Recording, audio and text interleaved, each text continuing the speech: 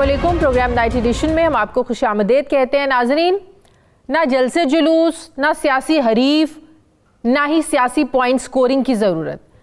क्या इस बार मुस्लिम लीग नवाज़ अवामी हिमायत के बग़ैर ही आइंदा इलेक्शन का मार्का अपने नाम करना चाहती है? एक तरफ इंतज़ामी हिमायत पर इन्हिसार करने की कोशिश है, दूसरी तरफ मुकाबले की बजाय जो सियासी हरीफ हैं उनके साथ सीट एडजस्टमेंट करने की कोशिश है, और तीसरा बड़ा जो अहम फैक्टर है वो है तहरीक इंसाफ के साथ मुकाबले की बजाय उसे नॉकआउट करवाने की तैयारी। और ऐसा अगर हो जाता है तो इक़्तिदार जैसे बिला मुकाबला मिलता ही नज़र आ रहा है। अब इसे जमहूरी रिवायात से हट कर सियासी हिकमत अमली कहा जाए। मुस्लिम लीग नवाज़ मुकाबले से पहले ही तहरीक इंसाफ को कभी 9 मई तो कभी अदालतों से रिलीफ के नाम पर जो है वो चित करती दिखाई दे रही है। अब सवाल ये है कि लगभग सारी ही जमातों के साथ सीट एडजस्टमेंट की बातें हो रही हैं, कोशिश हो रही है, और तहरीक इंसाफ को इक़्तिदार से हटाकर रास्ता भी साफ़ ही है। क्या ये आइंदा की हिकमत अमली है? क्योंकि ये तासुर फैल गया है कि मुस्लिम लीग नवाज़ इस बार की किंग्स पार्टी है, तो टिकटों की मांग में भी इजाफा हो गया है। पार्टी में हर कोई चाहता है कि किसी भी तरह टिकट हासिल कर लिया जाए। अब पार्लिमानी बोर्ड के 16-17 इजलास हो चुके हैं, लेकिन जो टिकटों का मामला है ये अभी तक फाइनल नहीं हुआ है। मियां साहब सीट एडजस्टमेंट और पार्टी जो टिकटों की तकसीम का मामला है उसको कैसे हल करेंगे? दूसरी तरफ फिर साइफर केस हो या फिर बल्ले का निशान, अगर तहरीक इंसाफ को अदालतों से रिलीफ पर भी मुस्लिम लीग नून खुश नहीं है, मुस्लिम लीग नून, IPP और JUI ने यक ज़बान होकर अदालतों पर अब जो हैं वो एतराज़ात उठाने शुरू कर दिए हैं। अब सवाल ये है कि अदलिया पर तो नवाज शरीफ को भी तेज़ तरीन रिलीफ देने का इल्ज़ाम लगता रहा है, तो अब जो नून लीग है, चाहे वो बल्ले का निशान पेशावर हाई कोर्ट ने वापस किया हो, नून लीग इस पर क्यों तनकीद कर रही है? मैं बात करूंगी मुस्लिम लीग नून के सीनियर रहनुमा खुर्रम दस्तगीर साहब मुझे ज्वाइन कर रहे हैं। अस्सलाम वालेकुम, बहुत बहुत शुक्रिया खुर्रम दस्तगीर साहब आपका। खुर्रम दस्तगीर साहब, आप लोग तो कहते हैं कि हम लोग तो तैयार हैं, चाहे बल्ले का निशान हो या ना हो, बल्कि आप लोग तो इस चीज़ की हिमायत करते रहे हैं कि किसी भी पार्टी से उसका इंतखाबी निशान वापस नहीं लिया जाना चाहिए। अब अगर पेशावर हाई कोर्ट ने इलेक्शन कमीशन के फैसले के खिलाफ जाकर तहरीक इंसाफ को बल्ले का निशान वापस दे दिया है, तो मुस्लिम लीग नून को इतना गुस्सा क्यों है? मुस्लिम लीग नून इतनी तनकीद क्यों कर रही है? क्या खौफ है? खौफ नहीं है, एक मुतालबा है कि अगर एक असूल किसी भी जमात पर लागू किया गया हो माजी में, तो उसी तरह कानून का बराबर इतलाक सब जमातों पर होना चाहिए। ये हमारी तनकीद है और यही हमारा मुतालबा है, क्योंकि ये पहली दफा नहीं है। मैं आपके नाज़रीन को याद करा दूं कि 2017 में जब नवाज शरीफ को अदालतों ने नाहक तौर पर नाअहल किया, तो उसके बाद उनसे पहले अदालत के हुक्म पर पार्टी की सदारत छीनी गई। फिर अदालत के हुक्म पर कहा गया कि इस जमात की दी हुई टिकटें वो भी गैर कानूनी हैं, और फिर अदालत के हुक्म पर ही 2018 के सेनेट के इंतखाबात में हमारा निशान छीन लिया गया हमारे जो उम्मीदवार थे, और वो बतौर आजाद उम्मीदवार उस इलेक्शन में फिर उन्होंने वो कंटेस्ट किया।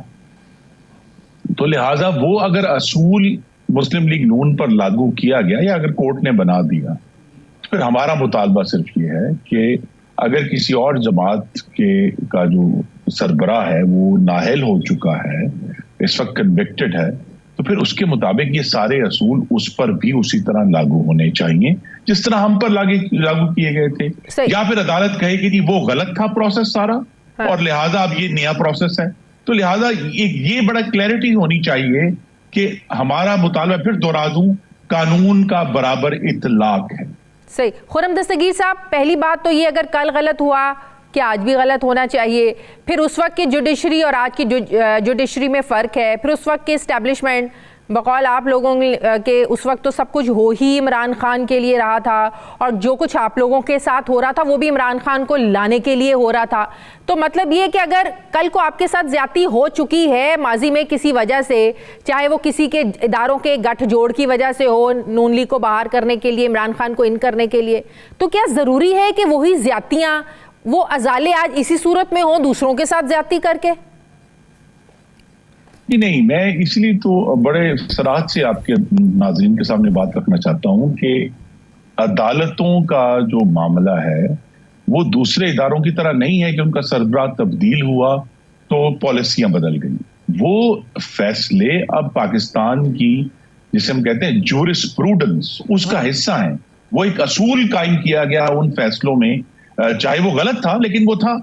तो अब या तो अदालत फिर खुद उसमें इतनी इखलाकी जुर्रत हो कि वो ये कहे कि वो फैसले गलत थे, हम उन्हें ओवरटर्न कर रहे हैं, लेकिन जब तक वो ये नहीं करते वो पाकिस्तान की जूरिस्प्रूडेंस का हिस्सा है और लिहाजा आज की तमाम जमातों पर उसका इतलाक होगा, बशमूल तहरीक इंसाफ। सही नहीं तो क्या मुस्लिम लीग नून समझती है कि बल्ले का निशान वापस मिलने से कोई आप लोगों को फर्क पड़ेगा? पहले आप लोग कहते थे, राना सनाउल्लाह साहब और पार्टी के बड़े रहनुमा कहते थे कि हम तो 125 से ज़्यादा सीटें आसानी से ले लेंगे पंजाब में। अब वो 100 पे भी आ गए हैं, कोई 90 कहता है, कोई 100 कहता है। क्या ये बल्ले की वजह से ही है? क्या आप लोगों को इससे फ़र्क पड़ेगा? वोट बैंक में आप लोगों को फ़र्क पड़ेगा? जी, इसका ताल्लुक इंतखाबी मार्के से बिल्कुल भी नहीं है। हम सिर्फ ये कह रहे हैं कि वही अदालतें हैं, क्या Peshawar high court supreme court के फैसलों के ताबे है या नहीं है, ये सवाल है। तो उसका जवाब अदालतों नहीं देना, ये जवाब हम नहीं दे सकते। और अगर हमारे ज़हन में होता कि हमने किसी तरह तहरीक इंसाफ को हटाना है, तो जब हमारी 16 महीने की जो 15 जमाती हुकूमत थी, उसके पास ये इस्तेकाक था कि वो सुप्रीम कोर्ट को रेफरेंस भेजते, जिस तरह पीटीआई ने तहरीके लब्बैक के बारे में रेफरेंस भेजा था कि इन्हें कालादम करार दिया जाए। हाँ। हमने ऐसा कोई काम नहीं किया, हमने बिल्कुल भी उसकी तरफ पेशरफ्त नहीं की।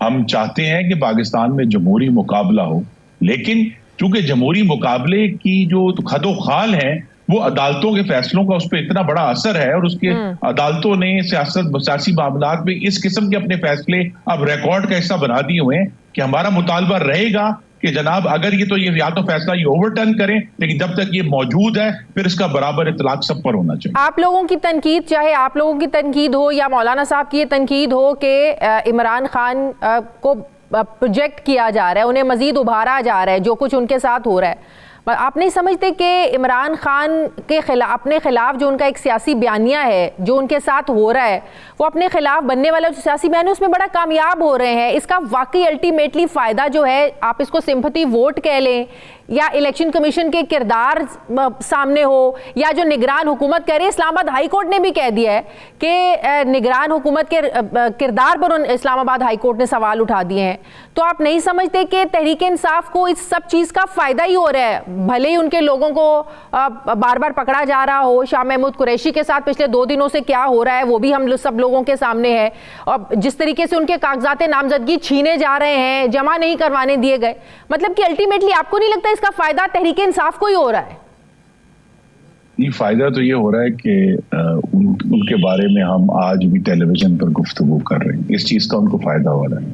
वरना हकीकत ये है कि अगर उनके कागजात नामजदगी रोके जा रहे होते तो फिर 2434 कागजात नामजदगी पूरे मुल्क में दाखिल ना होते। ये कागज अपने पैर पर चलकर तो नहीं गए ना, किसी उम्मीदवार ने दाखिल किए हैं और उनको कानून के मुताबिक जो उनका हक था उनको मिला है। तो अगर इतने बड़े मुल्क में जहां 1000 से तकरीबन 1000 के करीब नशिस्तें हैं कौमी और सूबाई असेंबली की, अगर चले चंद नशिस्तों पर कोई इशू हुआ भी है, लेकिन ओवरऑल उनका जो हक था आईने पाकिस्तान के तहत उनको हासिल रहा, तभी तो 2434 कागज दाखिल हुए। यानी 2018 में वही जमात 787 कागज दाखिल करती है पूरे मुल्क में, और अब जबकि उनका क्लेम है कि जी हमारे ऊपर बड़ा जुल्म हो रहा है, वो उससे 4 गुना कागज दाखिल कर देते हैं और फिर कहते हैं ये हमारे साथ ज्यादती हो रही है। तो लिहाजा ये भी ये फर्ज है कि जो मीडिया पे जब भी डिस्कशन हो, ये क्लैरिटी होनी चाहिए कि जनाब अगर बड़े अफसोस की बात है कि शाह महमूद कुरैशी साहब के साथ ये हुआ। ठीक है, बहुत बहुत शुक्रिया मुस्लिम लीग नवाज के रहनुमा खुर्रम दस्तगीर साहब मेरे साथ है, बहुत शुक्रिया आपका। मुझे ब्रेक लेनी है, नाज़रीन वापस आते हैं एक वक्फे के बाद।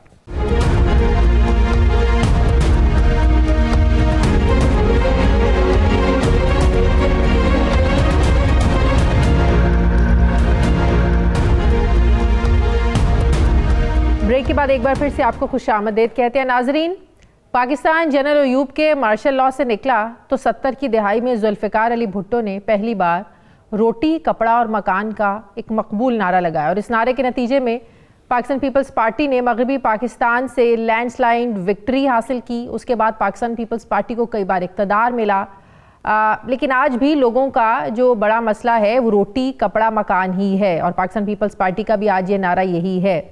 2007 में मोहतरमा बेनज़ीर भुट्टो की शहादत के बाद जब 2008 में पीपल्स पार्टी इलेक्शन में उतरी तो पीपल्स पार्टी ने फिर रोटी कपड़ा मकान का ही नारा लगाया, लेकिन 5 साल हुकूमत करने के बाद 2013 के इलेक्शंस में पाकिस्तान पीपल्स पार्टी को जो शिकस्त हुई थी वो लोड शेडिंग की वजह से हुई थी और कहा गया था कि पाकिस्तान पीपल्स पार्टी ने जो वादे किए थे वो पूरे नहीं किए।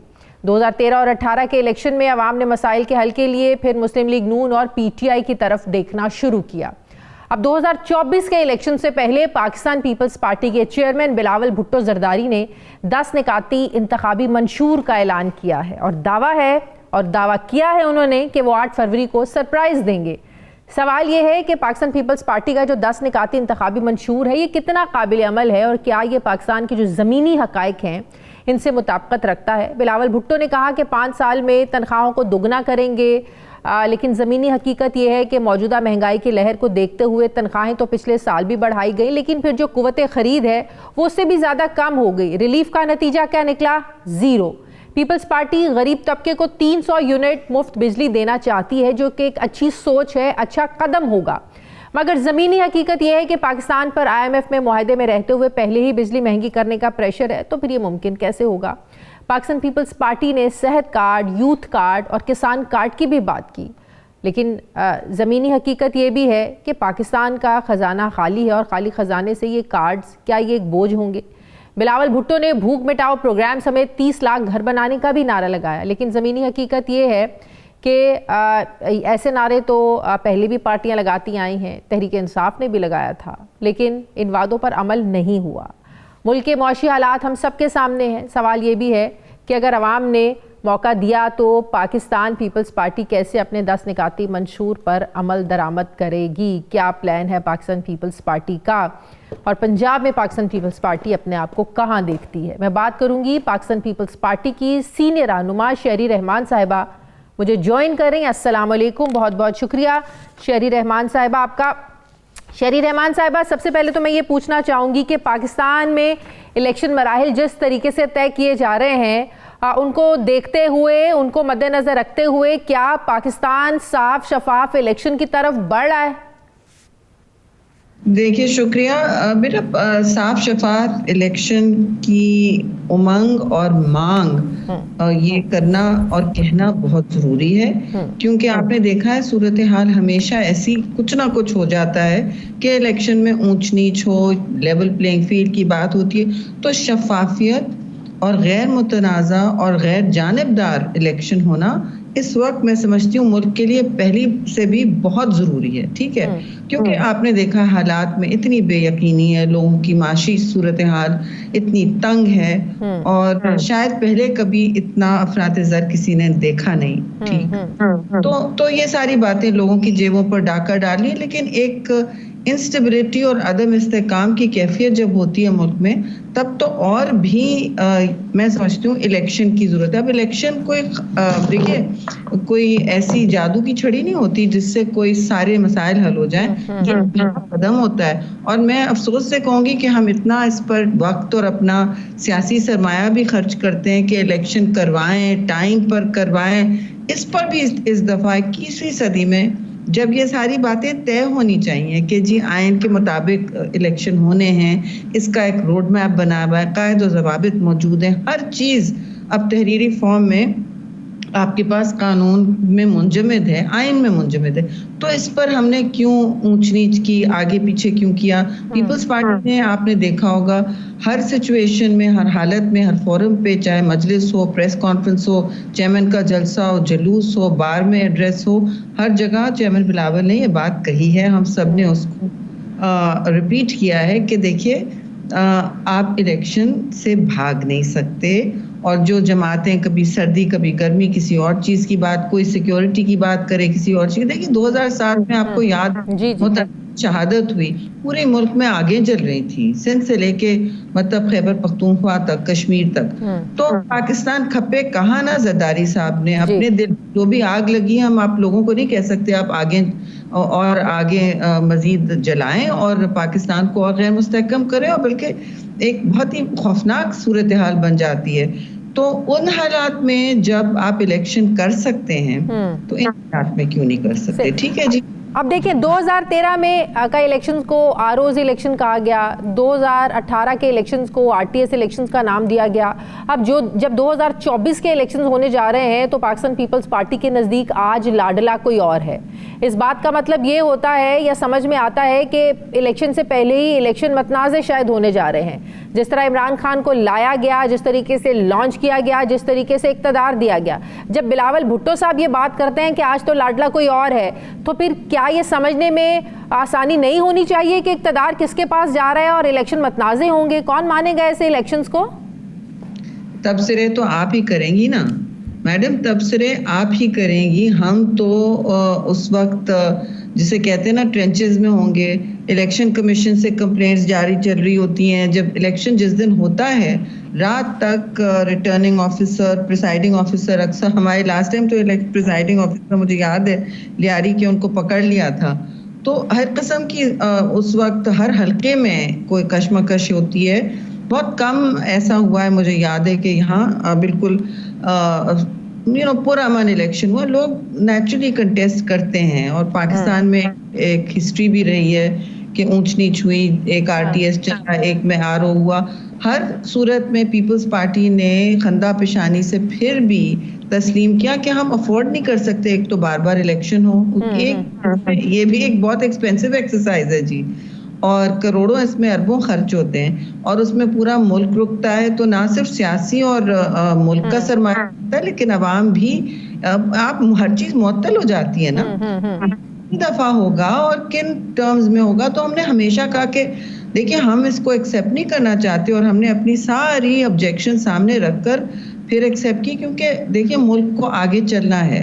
हम इसकी टूट फूट का बायस पीपल्स पार्टी कभी नहीं हो सकती, चाहे जितने भी हमारे मकासद इसमें कुर्बान हों। तो हमेशा इसीलिए नारा यही रहा है पाकिस्तान खपे। उसको एक आवाज मिल गई जरदारी साहब के उस प्रेस कॉन्फ्रेंस से नोडेरो में जो हुई थी जब बीबी शहीद की तदफीन हो रही थी। और अब आप पूछ रही हैं, देखिए सही सवाल तो अब ये होंगे कि इलेक्शन मुतनाज़ा हो ना हो, कौन आंख का तारा है, कौन किसका आसमान का तारा है, ये बातें तो सब आप ही तज्जिया करेंगे ना। और इस पर ये हम कह दें कि जी हम पसर के बैठ जाएं कि जी हम इलेक्शन में नहीं लड़ेंगे, फिर आप कहेंगे कि नहीं। ये तो मेरा तो ये सवाल है, आप भी बाहर के सिस्टम को बड़ा ज़बरदस्त जानती हैं।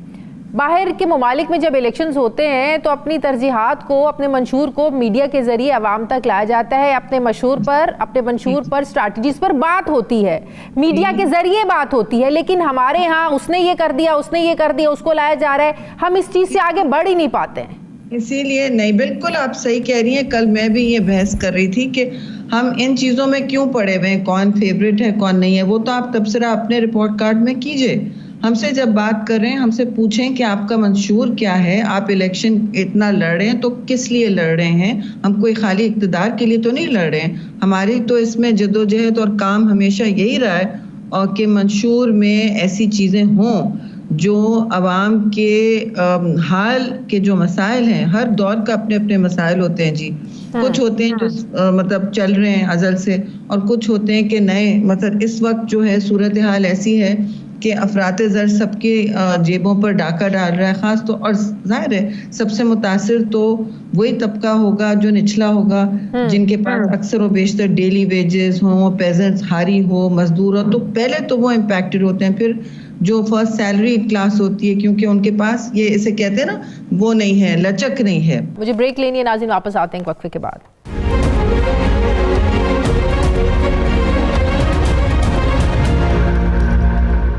सिंध में जो पाकिस्तान पीपल्स पार्टी के खिलाफ अलायंस बन रहे हैं, मुमकिना तौर पर जो मुस्लिम लीग नून जीडीए को भी मिलाना चाहती है, मुस्लिम लीग नून एमक्यूएम को भी अपने साथ मिलाना चाहती है, ये कितनी अलार्मिंग है पाकिस्तान पीपल्स पार्टी के लिए? और ऐसा भी नहीं है कि पाकिस्तान पीपल्स पार्टी के खिलाफ कोई पहली बार अलायंस बन रहा है, लेकिन मौजूदा सिचुएशन में क्या ये चैलेंज समझती है पाकिस्तान पीपल्स पार्टी सिंध में अपने लिए? देखिए, हमने हमेशा हर चैलेंज बहुत खुशी से कबूल किया है। हम चैलेंजेस से नहीं डरते, वो भी सियासी चैलेंजेस से। ठीक है, हमारी जो फाइट है, हमारी जो इस वक्त जिसे कहें लड़ाई है, वो गुर्बत, बेरोजगारी और इस वक्त जो माशी हालात हैं उससे है। और हम ये इस डिबेट में पढ़ना ही नहीं चाहते कौन क्या। बहुत सारे अलायंसेस बने बेटा, पूरी की पूरी IJI बनी थी याद, इस्लामी जमहूरी इत्तेहाद के नाम से। अब वो इत्तेहाद रही ना, इस्लामी रही ना, जमहूरी रही, वो एक अलग बात है। वो हाथ पकड़ के खड़े हो जाते थे मर्द हजरात, दाढ़ी वाले और बगैर दाढ़ी वाले, और बहुत मोहतरम होंगे सियासत में और हम सब की इज्जत करते हैं। हम गाली गलोच की सियासत नहीं करते, लेकिन वो एक निहत्ती लड़की से क्यों डर रहे थे इतना कि सारा मुल्क खड़े हो जाता था। अब भी ये सिचुएशन है। अब बिलावल भुट्टो ज़रदारी उसी शहीद का बेटा मैदान में है, और क्योंकि फ्लैज कैंपेन वो इस दफा चला रहे हैं और अपनी मैच्योरिटी में चला रहे हैं। अब उनको सियासी अबूर भी आ गया है, हुकूमत में तजुर्बा भी रहा है, खारजा वजारत में उन्होंने अपना लोहा मनवाया है। तो ये जब कुंदन बनते हैं भाटी से निकल के, तो वो एक अपनी नौयत की सियासत होती है ना, कोई प्लेट भी नहीं। अब ये लोग को अब क्यों मिर्चें लग रही हैं, अब क्यों परेशानियां हो रही हैं कि इधर भी अलायंस बनाए? भाई हम अपने बल्कि अपनी सीटें संभालें, अपनी मंशूर लेके आए और बात करें ना कि आपने पूछा ना किस तरह आप लोग ये पूरा करेंगे जो तंगी। I am happy to talk about that, क्योंकि लोग इस वक्त ये सुनना चाहते हैं। वो ये नहीं सुनना चाहते कि मेरी इससे लड़ाई है और आपकी उससे लड़ाई है। वो सुनना चाहते हैं वो ये जो तलखियां हैं, जो तमाशा बन चुकी हैं, एंटरटेनमेंट की तरह चलती हैं, फिल्मों की तरह टॉक शोज में शाम को ऊंच नीच, गाली गलोच, बदतमीजियों का जो बाजार होता है, वो ये नहीं सुनना चाहते। वो सुनना चाहते हैं कि जी आप बेनजीर इनकम सपोर्ट प्रोग्राम में तोसी कैसे करेंगे, आप ये किसान और हारी कार्ड कैसे लाएंगे, आप 300 यूनिट तक मुफ्त बिजली कैसे फराहम करेंगे। ये इनके असल इश्यूज हैं। ठीक है ना? सही। अभी खुर्रम दस्तगीर साहब मेरे साथ हैं, तो मैंने भी उनसे यही सवाल किया कि आप लोग तो ये दावा करते थे कि आप लोग की तो सपोर्ट बहुत है, खासतौर नवाज शरीफ जब आएंगे तो आप तो दो तय अक्सरियत की आप लोग बात करते थे। आप लोग तो अभी भी बात करते हैं कि पंजाब से 125 सीटें हम ले जाएंगे और जो है ना, हमें किसी के इत्तेहाद की जरूरत नहीं होगी। अब तो आप लोग हर एक के साथ इत्तेहाद करें सिवाय तहरीक इंसाफ के और पीपल्स पार्टी से। तो उनका जवाब था कि अगर पाकिस्तान पीपल्स पार्टी भी सीट एडजस्टमेंट करना चाहे तो कोई जो है ना वो मुज़ायका नहीं है। तो क्या Pakistan People's Party seat adjustment alliance के बारे में सोचती है? पिछले दिनों ये भी कहा गया कि आप लोग तहरीक इंसाफ के साथ करने का सोच रहे हैं या करना चाहते हैं। अगर कोई मौका मिला तो करेंगे? देखिए, तहरीक इंसाफ के साथ कोई बात नहीं हुई है। आई डोंट नो ये कहाँ से चली। वो एक किसी मकामी सिचुएशन की बात हो रही होगी, डेरा इस्माइल खान या वगैरह, जहाँ मकामी अलायंसेस हर जगह बनते हैं। कहीं नून लीग के साथ मतलब गैर रस्मी होते हैं कहीं और कहीं रस्मी होते हैं। ठीक है, और ये हर इलेक्शन में होता है। और हमारे पार्टीज, एक तो हम जमहूरी पार्टी हैं, और फिर मैं कहूँगी हम कभी किसी से गुफ्तो शनीद एक जमहूरी, देखिए ये जुज़ होता है, ये अमल होता है, इससे आप पीछे नहीं हटते। अगर आप जमहूरी जमात हैं, आप कहते हैं देखिए मेरे सियासी दफ्तर के दरवाजे खुले हैं और हमारे हमेशा खुले होते हैं, इसका ये नहीं मतलब हम आपके साथ इत्तेहाद में जा रहे हैं। वी विल पार्लियामान में आखिरकार जब कोई सक्सेसफुल काम करना हो, यही बातें करनी हो जो मैं कह रही हूँ, जो लेजिस्लेशन लानी हो, जो अवाम दोस्त हो, जो लोगों को तक़वियत देती है, तो आपको गुफ्तो शनीद से करना होता। फिर भी we are not talking about the मंशूर। हम अलायंसेस, जोड़ तोड़, इनकी बात करते रहते हैं। मैं अफसोस से कहूँगी कि कोई बात करने तैयार नहीं है, क्योंकि हम इतना एडिक्टेड हो गए हैं ऐसी सियासत में जो थ्रिल सीकिंग हो।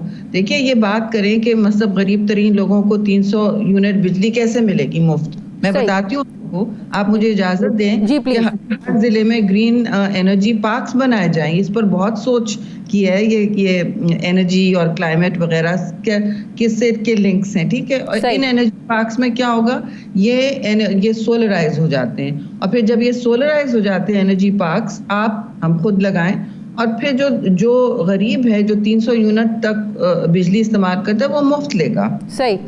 तो ये सारे हमने आपने घर बनाने की भी बात की, बिल्कुल उस घर बनाने के भी वादे किए ना बिलावल भुट्टो जरदारी साहब ने अपने मंशूर में। अब अवाम तो पूछेंगे ना, अवाम तो सवाल करेंगे, भाई हम तो तहरीक इंसाफ के इन वादों पर भी यकीन कर बैठे थे, तो मंशूर सिर्फ मंशूर ही होते हैं और ये इंतखाबी कैंपेन्स तक होते हैं, ये कैसे करेंगे?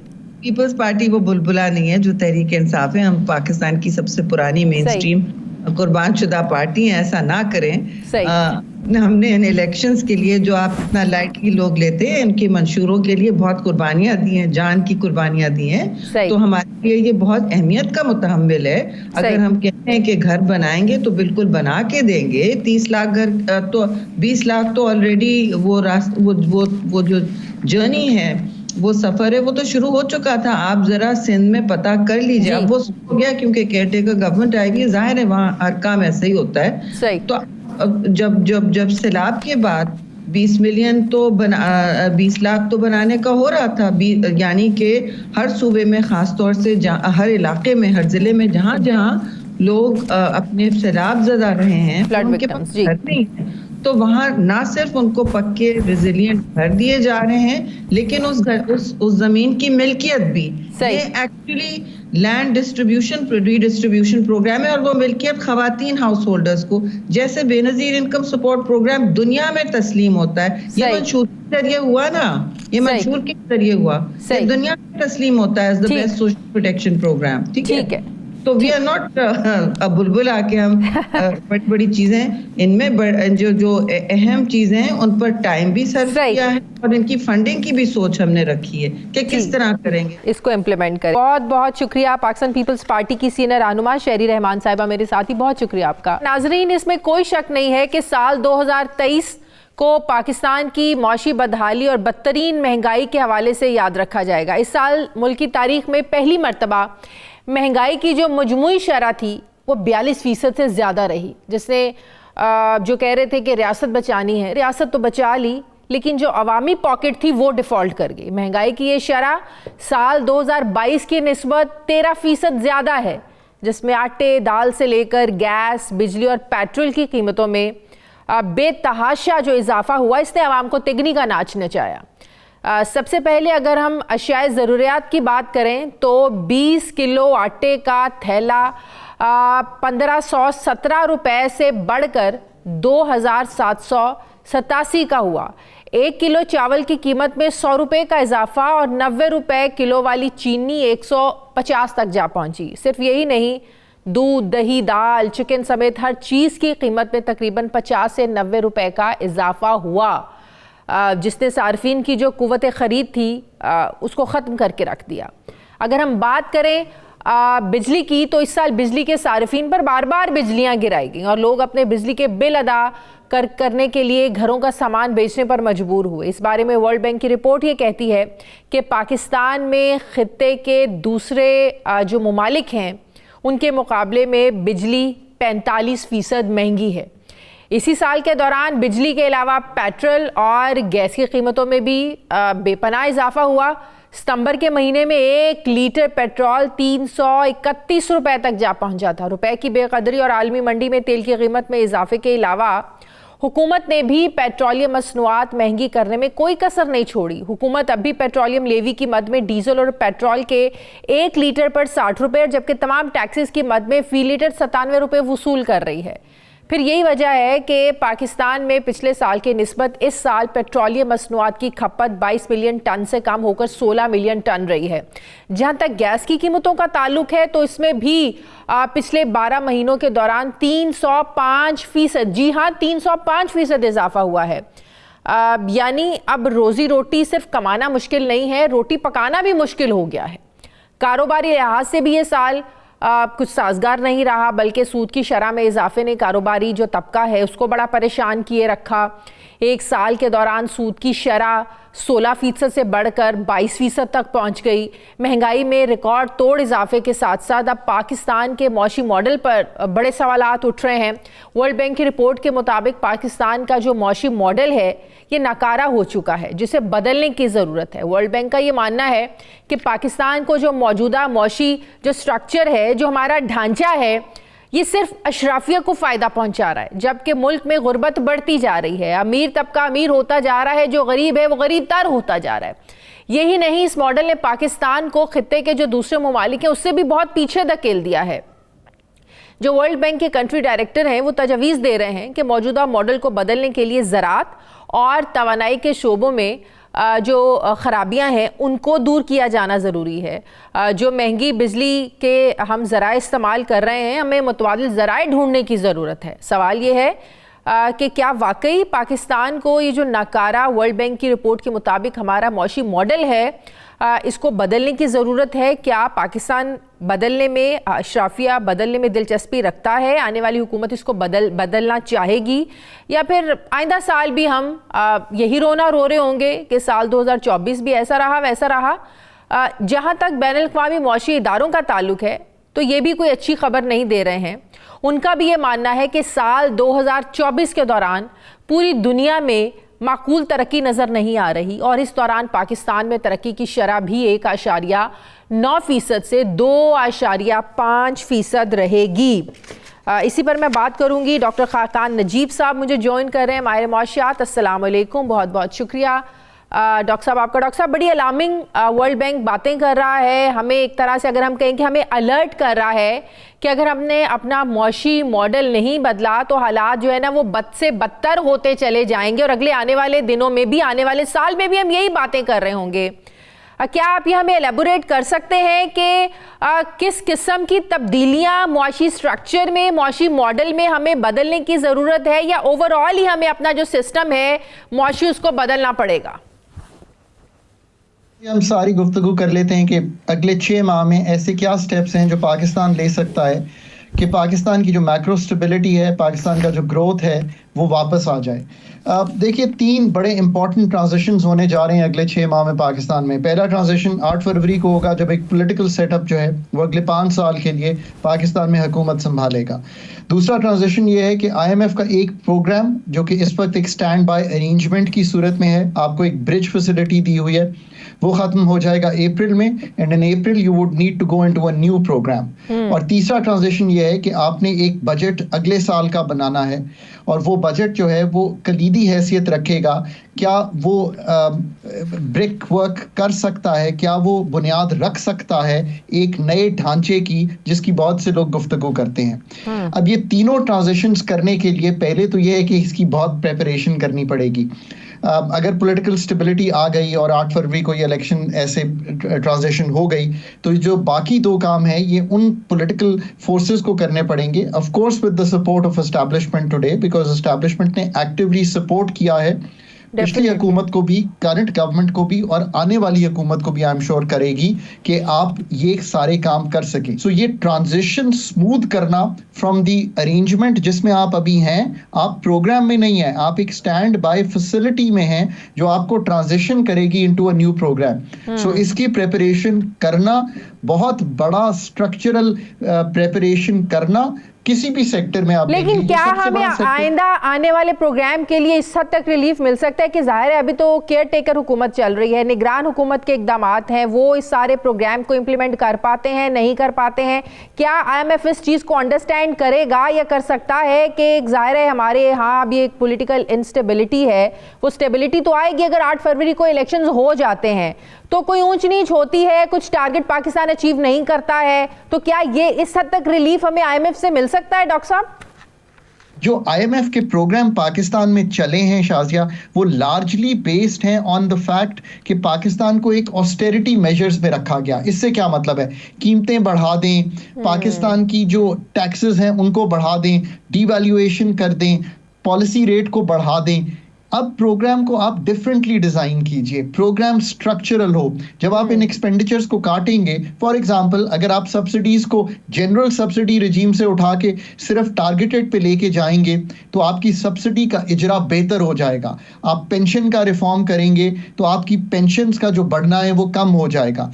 ये मैं चीजें इसलिए रख रहा हूं कि ये ट्रांजिशन IMF के साथ ग्राउंड वर्क ले करेगी कि अगले 3 साल कैसे गुजरने हैं, और उस बजट में इसके खद्दो खाल जो हैं आपको डॉक्टर साहब, हम डिफाइन हमेशा करने एनर्जी पड़ेंगे। सेक्टर में भी रिफॉर्म्स की बात करते हैं, हम एफबीआर में भी रिफॉर्म्स की बात करते हैं। आप क्या समझते हैं कि एनर्जी सेक्टर्स में अगर सिर्फ 2 चीज़ों पर गौर हो जाए या काम हो जाए?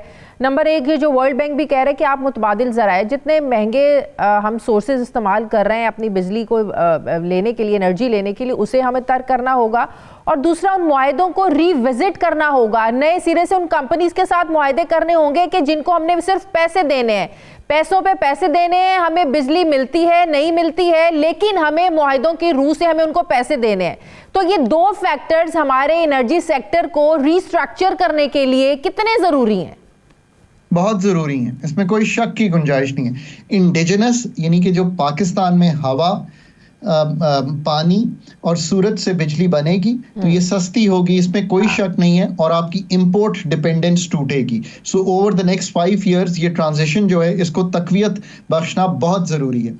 जो IPPs के साथ मुआहदे हैं उनको डेट की रीप्रोफाइलिंग करना, मतलब ये है कि अगर 10 साल में डेट देना है तो आप उनको कहिए कि हम अपनी कमिटमेंट नहीं तोड़ेंगे, पर इसको आप 25 साल पे ले जाएं। इससे क्या होगा, जब आप इसी डेट को शाजिया 25 साल पे ले जाएंगे तो हर साल की जो कैपेसिटी पेमेंट है वो टूट जाएगी।